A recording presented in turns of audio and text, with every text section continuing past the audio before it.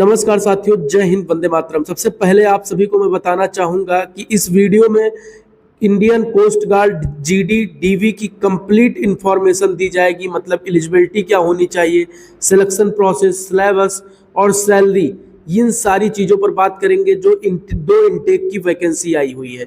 ठीक है ना मेरे दोस्त। और ये जो दो इंटेक की वैकेंसी है, इसमें सिलेक्शन लेना कितना आसान है, कितना कठिन है। और हाँ, ये परमानेंट वैकेंसी है, कोई अग्निवीर की तरह नहीं है। और नेवी की अगर आप तैयारी कर रहे हैं तो इसमें भी सेम नेवी की तरह ही ड्रेस रहती है, कुछ चेंजेस होते हैं माइनर। ठीक है ना। आइए सारा वीडियो देखते हैं और सारी चीज़ें स्टेप बाय स्टेप समझते हैं। लेकिन चैनल पे नए हैं तो चैनल जरूर सब्सक्राइब कर लेना, साथ ही साथ टेलीग्राम चैनल हमारा ज्वाइन कर लेना। आइए चलते हैं, सारा कंप्लीट स्टेप बाय स्टेप देखते हैं। सबसे पहले हम आपको ऑफिशियल नोटिस पर ले चलते हैं, उसके बाद सारी बात करेंगे। सबसे पहले हम ऑफिशियल नोटिस पर आ चुके हैं, जहां पर इंटेक 1 2026 और इंटेक 2026 की वैकेंसी निकल कर आई हुई है। इसका फॉर्म हम लोगों का कल से स्टार्ट हो चुका है, 25 जून तक चलने वाला है। तो सभी लोग ऑफिशियल वेबसाइट पर जाके फॉर्म अप्लाई कर सकते हैं। अब मैं बात करूंगा, अगर आप 12th पास है, अगर आप सिंपल 12th पास है, उसके बाद मैं सारी बात बताऊंगा। अगर आप सिंपल 12th पास है और मैथ और फिजिक्स है आपके पास, तो भैया आप किसी भी बोर्ड से पास किए हो तो भैया आप इसका जीडी का फॉर्म भर सकते हैं। अगर आप नाविक का फॉर्म भरना चाहते हैं, नाविक मतलब डीबी का, तो अगर आप 10th पास है तो आप डीबी का फॉर्म भर सकते हैं। यांत्रिक वाले ग्रेजुएशन 10th 12th और उनके पास ग्रेजुएशन 4 साल का, जैसा भी सारी चीजें, तो मतलब बेसिक इन दो में ही लड़के ज्यादा तक फॉर्म भरते हैं। अब बात करने वाले हैं कि भाई सिलेक्शन प्रोसेस वगैरह क्या रहने वाला है। तो आइए इस पर चलते हैं। सबसे पहले हम आपको बताना चाहेंगे कि इसका जो सिलेक्शन प्रोसेस होता है, इसमें रिटन होता है, पीएफटी होता है, मेडिकल होता है और डीवी होता है। इसकी ट्रेनिंग भी आईएनएस चिल्का में navy, Indian navy, SSR navy, MR वालों के साथ ही होती है। अगर आप इसकी बेहतर तैयारी करना चाहते हैं तो हम आप सभी के लिए, जो कि भाई ऑफर जो आता है, मैं आप सभी को बताने का काम करता हूँ। टेक्स्ट बुक की तरफ से समर सेल चल रही है 12, यानी आज से लेकर 14 जून तक समर सेल चल रही है। इसका लाभ आप उठा सकते हैं। अगर आप हमारा कूपन कोड BRO12 यूज करते हैं तो आपको 12% की छूट मिलती है। टेक्स्ट बुक का प्राइस है, ठीक है ना मेरे भाई। अब मैं बात करूंगा इसमें आपको क्या क्या लाभ मिलेंगे।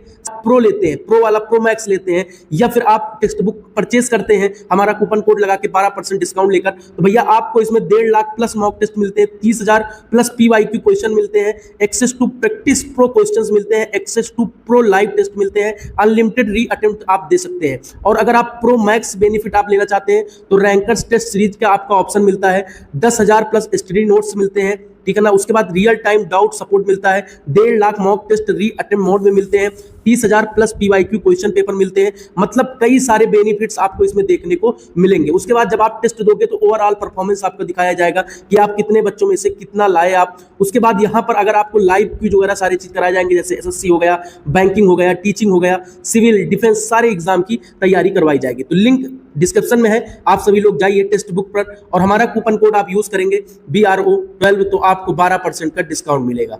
आप सभी लोग समर सेल का सभी लोग परचेस कीजिए, जो भी तैयारी कर रहे हैं या फिर तैयारी करने वाले हैं। आइए चलते हैं कोस्ट गार्ड के सिलेक्शन प्रोसेस के ऊपर बात करते हैं। Written, PFT, medical, DV. अब मैं बात करता हूं कि भाई इसमें कंप्लीट सिलेक्शन प्रोसेस क्या है, मैं आपको बताऊंगा थोड़ा सा। जैसा कि आप सभी लोग जानते हैं कि सिलेबस वगैरह आप सभी लोग मतलब कि नहीं भी जानते होंगे, तो मैं बताऊंगा इसमें इस वीडियो में। जैसे कि आप डीवी का फॉर्म भरते हैं, ठीक है ना, डीवी का फॉर्म भरते हैं मेरे भाई, जीडी डीवी दोनों वैकेंसी आई हुई है, ठीक है ना। जैसा कि मैं आपको यहाँ पर भी दिखाना चाहता हूँ, थोड़ा सा आपको मैं नजर मान लीजिएगा।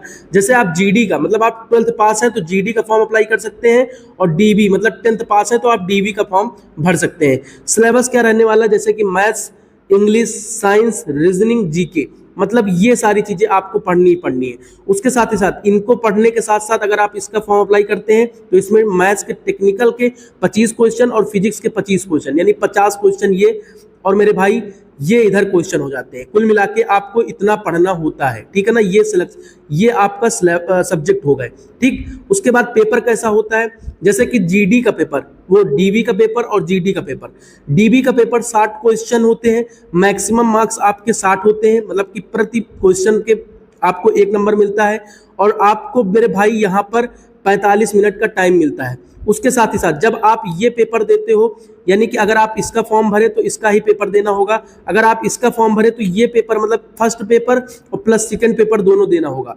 तो मतलब कि टोटल आपके 110 क्वेश्चन होंगे, 110 क्वेश्चन टोटल 110 क्वेश्चन, और आपके मार्क्स कितने होंगे 110, और टाइमिंग कितनी होगी 1 घंटे, हाँ 1 घंटे कुछ समथिंग, मतलब कि 75 मिनट्स आपकी टाइमिंग होगी। उसके बाद बात करते हैं कि आपका फिजिकल वगैरह मैं बताऊं तो फिजिकल में क्या क्या होता है। 1600 मीटर आपकी रनिंग होती है, 7 मिनट में 20 स्क्वाट्स होते हैं यानी उठक बैठक, और 10 पुशअप होते हैं रनिंग के लिए, मतलब कि फिजिकल में। अब मैं बात करूं मेडिकल वगैरह को लेकर, तो भैया इसमें हाइट वगैरह की छूट भी मिलती है, एज वगैरह में रिलैक्सेशन मिलता है। एज की अगर मैं बात करूं भाई, सबसे पहले मैं एज की बात करता हूं, मैं छोड़ ही दिया एज के ऊपर।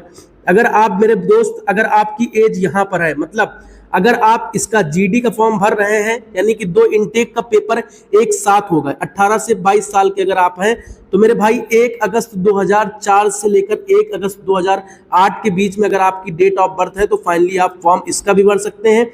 और मेरे भाई अब यहाँ पर अगर मैं बात करूँ इसका जीडी उसका डीबी का, तो मेरे भाई सेम डेट ऑफ बर्थ है। अगर आप इसका यांत्रिक इसका भरते हैं, यांत्रिक इनटेक 1026 का, तो मेरे भाई यहाँ पर आपको 1 मार्च 2004 से 1 मार्च 2008 मिलती है, ठीक ना। तो ये आज आपकी एज हो गई।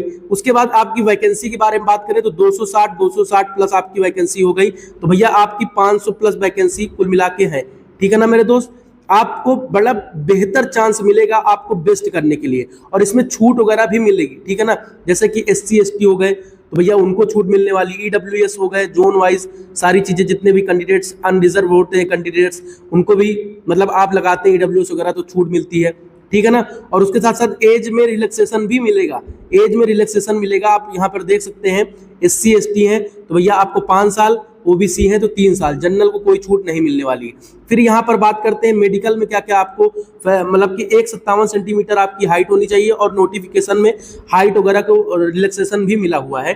जैसे कुछ स्टेट्स होते हैं, जैसे चेस्ट वगैरह में 5 सेंटीमीटर आपको फुलाने पर, वेट वगैरह आप देख सकते हैं नॉर्मल होता है, हेयरिंग वगैरह सारी चीज़ें।